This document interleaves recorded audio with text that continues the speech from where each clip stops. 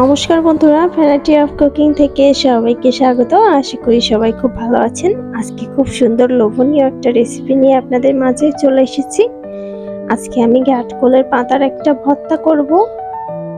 তো বন্ধুরা, দেখতেই পাচ্ছেন এখানে সুন্দর একদম তরতাজা কচি পাতাগুলো নিয়ে নিয়েছি। ঘাটকোলটা খেতে কে না পছন্দ করে, তবে সেই ঘাটকোলের পাতার যদি ভর্তা হয় তাহলে তো আর কিছুই লাগে না গরম ভাতের সাথে।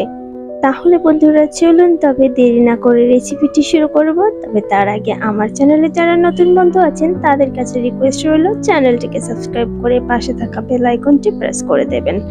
আর যারা আমার নিয়মিত বন্ধুরা আছেন তাদের কাছে অনুরোধ রইল ভিডিওটি পুরোটা দেখবার জন্য।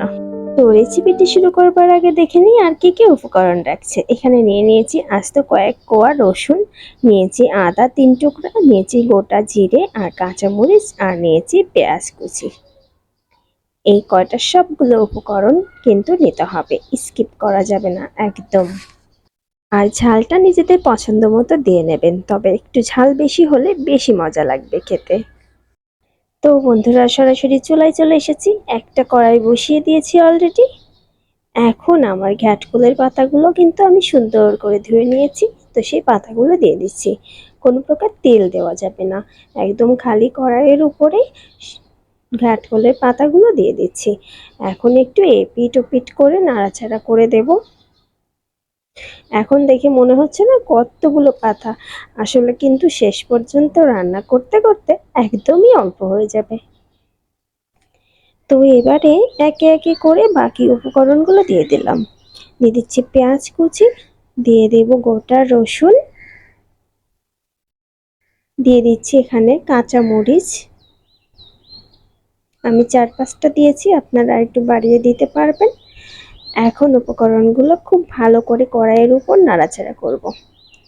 আদা আর জিরেটা কিন্তু এখন দেওয়া যাবে না। তো ভালো করে নাড়াচাড়া করে নেব। নাড়তে নাড়তে এর মধ্য থেকে জল বের হবে, তো সেই জলটা ভালো মতো শুকিয়ে নিতে হবে। ঠিক ততক্ষণে জাল করতে হবে। দেখুন অলরেডি কিন্তু জল বের হতে শুরু করে দিয়েছে।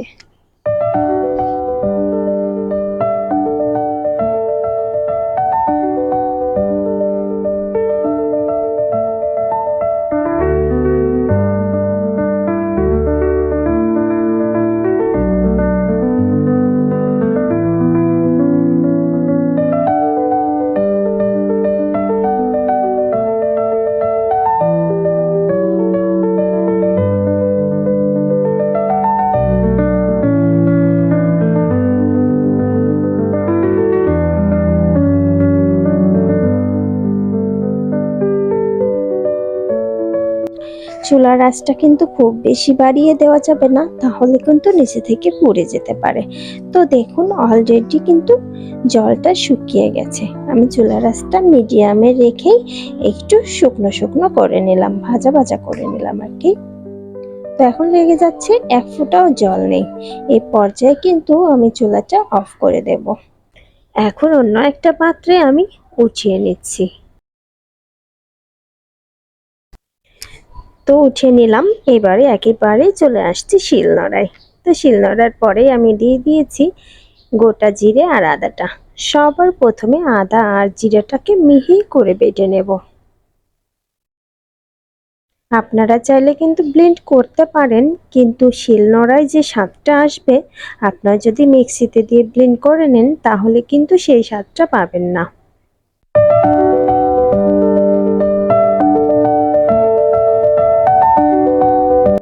তো আদা জিরেটা আমি সুন্দর করে বেটে নিয়েছি। এবারে কিন্তু আমি শিলের উপরেই এক পাশে কর্নারে রেখে দিচ্ছি। এখন চলে যাচ্ছি ঘাটকোলের কাছে। তো ঘাটকোলটা দিয়ে এবার সুন্দর করে বেটে নেব।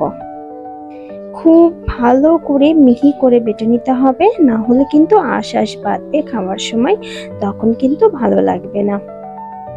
আমি খুব সুন্দর করে বেটে নিচ্ছি। তো প্রায় আমার এক ধাপের বেটে নেওয়া কমপ্লিট হয়ে গিয়েছে। তো একবার বেটে নিলেই হবে না, আমাকে আরো একবার সুন্দর মিহি করে বেটে নিতে হবে। একটু আঁশ রয়ে গেছে।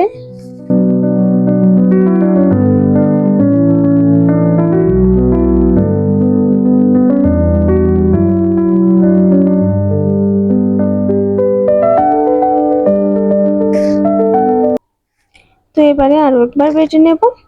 একটা কথা বলে রাখি বন্ধুরা আপনাদেরকে, হাতের তালুতে লাগলে সমস্যা নেই, কিন্তু যদি হাতের উপরের দিকে একটু লাগে এই ঘ্যাটকলটা তাহলে কিন্তু একটু চুলকাতে পারে। তো সাবধানতার সাথে এটা বেটে নিতে হবে। চাইলে অনেকে হাতা খুন্তি বা অন্য যে কোনো কিছু ব্যবহার করে এই কাজটা করে নিতে পারবেন। তো বন্ধুরা আমার বেটে নেওয়া হয়ে গিয়েছে। এবার ভালো করে এক জায়গা করে নিয়ে একটা পাত্রে উঠিয়ে নিয়ে চুলায় চলে যাচ্ছি।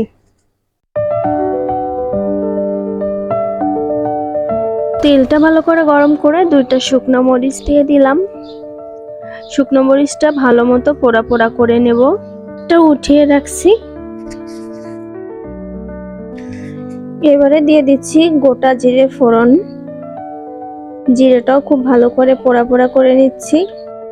এবারে দিয়ে দেব বেটে রাখা ঘাটকলটা। চুলার আঁচটা এ সময় লোতে রাখতে হবে, না হলে কিন্তু পুড়ে যাবে। খুব ভালো করে নাড়াচাড়া করে নিচ্ছি তেলের সাথে। দিয়ে দিলাম স্বাদ মতো লবণ। লবণটা একটু খেয়াল করে দিতে হবে যেন বেশি না পড়ে যায়। সামান্য একটু হলুদ গুঁড়ো দিয়ে দিলাম। এখন খুব ভালো করে ভেজে নেব। চুলার আঁচটা লোতে রেখে দেব। তো দেখুন 5 মিনিট পর এরকমটা হয়ে গিয়েছে। যে পরিমাণে তেল দিয়েছিলাম তেলটা খুব ভালো মতো চুষে নিয়েছে। যখন দেখবেন একদম আঠা আঠা হয়ে যাবে, কড়ার গায়ে একদমই লেগে থাকবে না, একটা বলের মতো হয়ে যাবে খুন্তি দিয়ে ঘোরাতে ঘোরাতে, এবং কালারটা পরিবর্তন হয়ে যাবে, একটু কালচে কালচে ভাব হয়ে যাবে, ঠিক সে সময়ে বুঝে নিতে হবে যে ঘাটকলটা একদম রেডি হয়ে গেছে।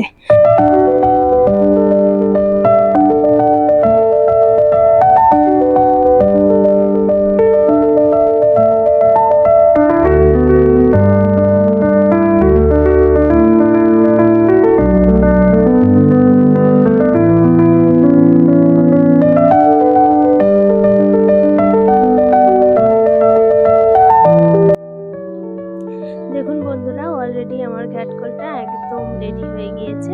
একদম সত্যি সত্যি বলের মতো হয়ে গিয়েছে, কালারটা পরিবর্তন হয়ে গিয়েছে। এই পর্যায়ে আমি চুলা থেকে নামিয়ে নেব।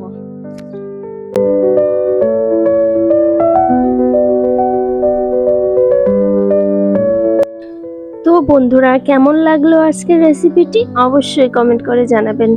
আর বাড়িতে একবার হলেও তৈরি করে দেখবেন, অসম্ভব সুন্দর লাগে খেতে, খুবই মজা লাগে, গরম ভাতের সাথে একদম জমে যাবে। খুব লোভনীয় একটা টেস্টি রেসিপি। যাদের মুখে রুচি নেই তারা এই রেসিপিটি একবার করে খাবেন, ঝটপট রুচি চলে আসবে মুখে। তো বন্ধুরা, ভালো থাকবেন সবাই। রেসিপিটি যদি ভালো লেগে থাকে তাহলে অবশ্যই একটা লাইক কমেন্ট শেয়ার করবেন। ধন্যবাদ সবাইকে, টাটা।